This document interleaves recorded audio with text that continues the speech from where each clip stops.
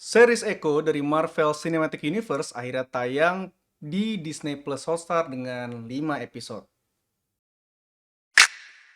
Nah, yang beda dari series-series yang lainnya di Marvel Cinematic Universe di Disney Plus Hotstar, series ini langsung keluar semua episodenya nih, nggak nunggu weekly dulu. Jadi kemarin udah rilis hari Rabu, langsung bisa kalian tonton sampai episode kelimanya. Series ini termasuk yang gua tunggu-tunggu banget, gua anticipate banget karena gue penasaran sama bagaimana Echo ini digambarkan di Marvel Cinematic Universe, dan gue juga tertarik banget pas ngeliat trailernya, adanya Kingpin, ada Daredevil.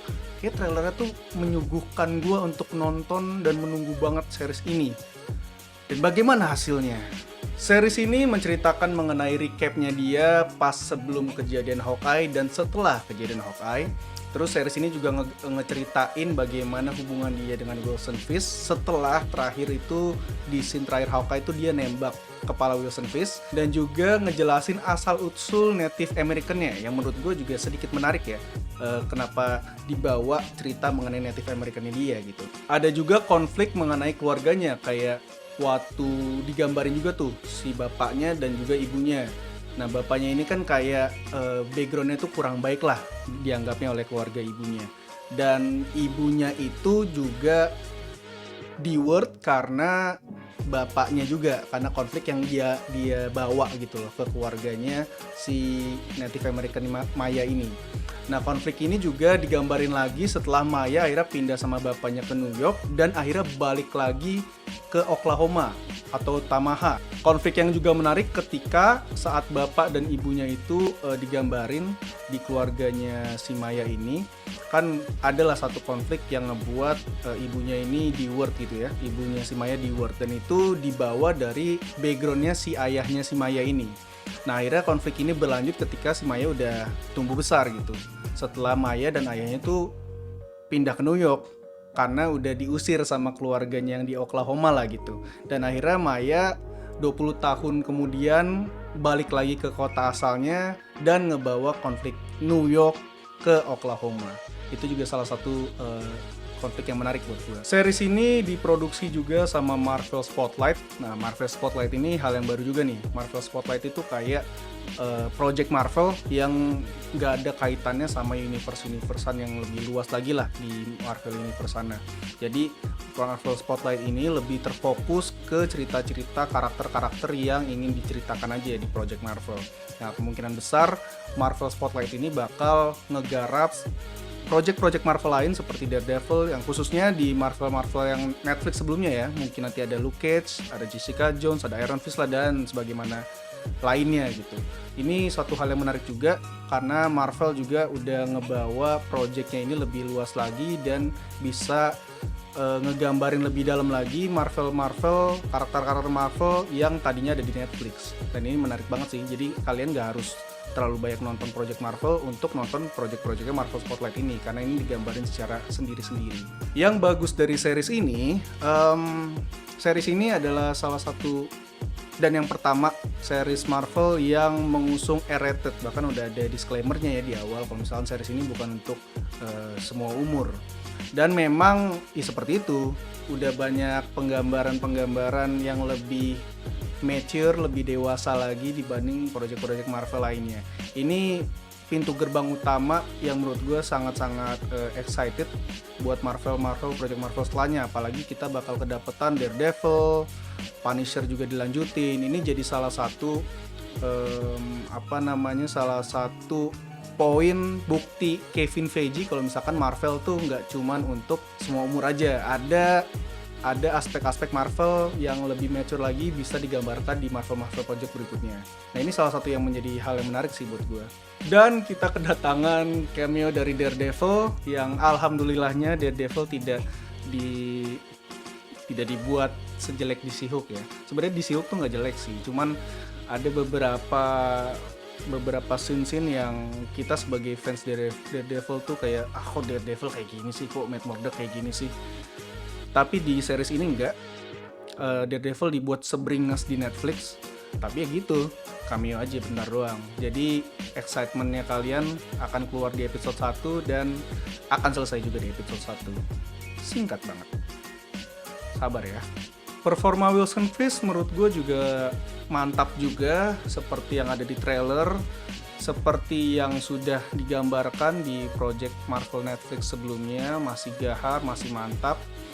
Cuman ada juga kurangnya, seperti yang di series Hawkeye. Gue kayak ngerasa Wilson Fisk kenapa bisa semudah ini gitu ditaklukkan dan segala macamnya, apalagi di series Hawkeye dan juga di series ini gitu. Bahkan kita tahu Wilson Fisk itu punya banyak cara untuk ngalahin dia. Nggak harus kita ngalahin fisiknya, tapi ngalahin plannya dia aja udah sangat kesulitan.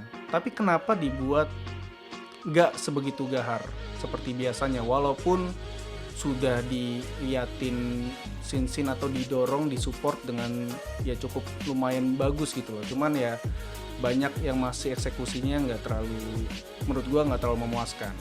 Nah, makanya kita masuk ke apa yang kurang dari series ini. Menurut gue series ini kayak nggak terlalu matang ya di developnya. Jadi kan tadi udah gue jelasin ada beberapa aspek yang ngebangun series ini dari ceritanya gitu, kayak tadi mengenai originnya dia di Native American-nya dia, hubungan dia sama Wilson Fisk, terus hubungan dia dengan keluarganya. Nah ini gue rasa dari aspek-aspek ini tuh nggak dijahit secara bagus dan secara dalam aja dan secara rapi aja gitu dalam 3 jam durasi totalnya untuk series ini. Jadi gue ngerasa banyak yang harusnya bisa diperdalam lagi dari setiap aspek-aspek itu, dan akhirnya kita kalau gue ngedapetnya sih kayak mentah aja gitu gue nontonnya.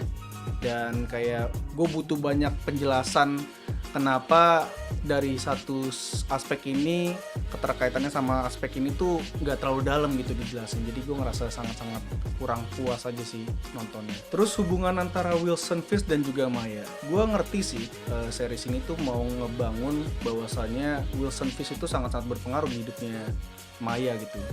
Apa yang Wilson Fisk lakukan itu terintegral ke bagaimana Maya itu tumbuh. Cuman karena memang tidak ada setup sebelumnya bahwa karakter Maya itu muncul di project-projectnya Marvel Netflix yang ada Kingpin-nya, jadi gue ngerasa sedikit kurang aja. Dan di sini kan digambarin bahwasanya tuh si Wilson Fisk tuh terobses banget gitu sama Maya. Nah obsesnya ini gue rasa cuma sekedar si Maya ini bisa diandalkan, jago berantem, dan bisa gue jadikan senjata gitu. Sedangkan Wilson Fisk itu sudah punya berbagai macam fasilitas, aspek, dan semua orang yang dia punya, semua senjata yang dia punya untuk bisa dia manfaatkan. Kalau Maya ini sebegitu hebatnya untuk Wilson Fisk dan dijadikan senjata sama dia, kenapa nggak dari dulu gitu diandalkan? Cuma ini ya lagi-lagi mungkin sebenarnya bisa dijelaskan lebih baik, cuman karena tadi tidak ada pendalaman yang lebih matang lagi, jadinya gue ngerasa masih banyak kurangnya lah dari segala aspek ini, walaupun sebenarnya potensial. Gue juga sedikit kecewa karena kan gue datang dari penggemar Daredevil, Punisher dan lain-lainnya. Mostly cuma Daredevil sama Punisher aja sih. Dan itu kan kita kan disuguhkan dengan action sequence yang sangat-sangat mantap lah, yang kalian tahu lah kalau kalian nonton Daredevil dan Punisher. Dan memang kan latar belakangnya juga di jalanan gitu. Nah poin-poin tersebut tuh nggak terlalu dimaksimalin di series ini. Series ini tuh gue rasa poinnya hanya ke drama keluarganya saja dan drama origin story-nya dia mengenai ancestor-nya dia lah di Catau ya kalau nggak salah namanya Cotau gue dikoreksi sama temen gue, suku Cotau. Nah itu banyaknya di situ poinnya, nggak banyak di dia bagaimana dia sudah jadi Maya yang setelah Hawkeye dan segala macamnya, itu nggak terlalu banyak ternyata. Nah itu gue sedikit kecewa, cuman sedikit maklum juga sebenarnya. Terus gue juga sebenarnya jujur aja gue nggak pernah tahu Echo bagaimana di komik dan segala latar belakangnya sebelum ada di projectnya MCU ini. Dan tiba-tiba Echo ini ternyata punya kekuatan baru lah dari si Ancestor-nya ini. Gue rasa rada nggak suit aja sih sama project Marvel untuk di Marvel jalanan gitu ya, kayak model-model Netflix, apalagi ketemunya si Kingpin. Kan kalau Kingpin kan harusnya kan lebih ke konflik-konflik jalanan aja sebenarnya, nggak usah terlalu banyak berpengaruh atau bersinggungan sama konflik-konflik supranaturalnya Marvel. Cuma gue masih bisa terima sih kenapa Echo tuh punya kekuatan, tapi kekuatannya juga nggak diceritakan secara dalam juga. Kayak misalkan keterlibatannya si Ancestor ini ke konfliknya Maya itu tuh nggak terlalu banyak digambarin, dan kayak nggak ada sebab akibatnya juga dari si kekuatan supranatural ini dan juga konfliknya Maya di kehidupan sekarang. Kayak gue nggak dapet perasaan kalau Maya tuh sebenarnya ada kaitannya banget nih sama kekuatan ini. Kalau misalkan nggak ada kekuatan ini, Maya begini. Kalau kekuatan ini kayak buat ada resikonya buat Maya dan segala macamnya, itu tuh nggak ada penggambaran jelas, dan nggak ada penggambaran bahwasanya Maya tuh bisa beradaptasi sama kekuatan ini, itu juga nggak ada. Terus adegan Wilson Fisk ketembak, gue pikir tuh asumsi gue tuh Wilson Fisk ditembak itu nggak kena Wilson Fisk pas akhir seriesnya Hawkeye ya, tapi ternyata kena matanya. Tapi nggak dijelasin bagaimana Kingpin survive. Kayak santai banget bro, ditembak bro, kayak kagak hancur bro otaknya bro, kayak masih utuh aja tuh kayak itu. Hebat juga nih Kingpin nih. Itu yang ngebuat gue sedikit aneh aja sih. Cuma ya oke lah, gue kesampingan lah, namanya juga film gitu ya. Ya tapi itulah keanehan lainnya tuh nggak cukup sampai di scene itu. Banyak scene aneh dan scene bodoh lainnya. Nah scene bodoh lainnya ini banyak banget nih. Kayak misalkan, gue spoiler dikit lah, bodoh amat lah. Kayak misalkan saat scene, gue lupa episode 2 episode 3, pas Maya ketangkep sama gerombolannya Kingpin. Bukan gerombolan Kingpin, ada lagi gerombolan yang mau ngebawa Maya ke Kingpin. Nah gitulah intinya. Banyak scene yang menurut gue bodoh, menurut gue aneh, menurut gue awkward, menurut gue cringe gitu loh. Scene yang sebenarnya nggak perlu ada juga nggak apa-apa sebenarnya. Ya ini ngebuat kita yang nonton juga jadi apaan sih nih? Kok begini banget dia nulis ceritanya atau nulis adegannya, kok begini banget, aneh banget. Dan itu cukup banyak terjadi di episode-episode lainnya. Makanya gue rada males juga nontonnya pas di pertengahan episode itu. Terus juga nggak ada sebab akibat dari konflik yang dibangun ya. Kita tahu kalau misalkan berhadapan sama Wilson Fisk, lu nggak akan bisa sepenuhnya hilang dari ingatan Wilson Fisk, atau tidak akan bisa hilanglah raga lu selamat begitu saja. Wilson Fisk punya berbagai macam fasilitas dan cara untuk terus menghantui lu lah, intinya gitu. Nah ini nggak ada sebab akibat yang digambarkan secara baik gitu loh. Kita tahu Maya tuh balik ke kota lamanya dan membawa bahaya untuk seluruh keluarganya. Ini tuh nggak digambarkan secara dalam juga gitu loh. Kalau lu udah nonton Daredevil, lu tau lah bagaimana konflik yang dibawa sama Daredevil ke orang-orang dia cintainya, apalagi saat berhadapan dengan Wilson Fisk. Tapi ini kayak tipis banget, kayak cuman 1-2 momen aja kalau misalkan keluarganya itu dibahayakan sama Wilson Fisk. Udah itu aja, nggak ada sebab akibat yang benar-benar bagus dari konflik ini. Dan endingnya, Wilson Fisk ini kan kayak mau gimana ya, gue cerita aja lah. Wilson Fisk ini kan kayak mau ditobatin gitulah anggapannya lah, disadarkan dengan kekuatannya si Maya yang baru. Tapi kayak kagak ada pengaruhnya, bray. Ini terus jadi tujuan seriesnya ini mau gimana nih? Mau ngeubah Wilson Fisk kah? Mau cuma nyelamatin keluarga dari bahaya Wilson Fisk kah? Itu juga enggak juga. Atau cuman ngegambarin kalau Wilson Fisk tuh pernah ada di kehidupannya Maya aja dan ada pengaruhnya di kehidupan Maya, apa sampai di situ doang. Jadi gue kayak lack of tujuan aja lah dari series ini. Sayang banget sih, menurut gue series ini punya banyak potensi, tapi ya itu lagi tadi, tidak di-develop secara matang dan secara baik. Sekarang kita masuk ke rating. Karena Rotten Tomatoes ngasih ratingnya 73%, cukup mengherankan. dan IMDb ngasih 6,4, sedikit worth it. Mungkin gue ngasih rating untuk si series Echo ini 6 juga deh. Apa 5 ya? 5 aja deh.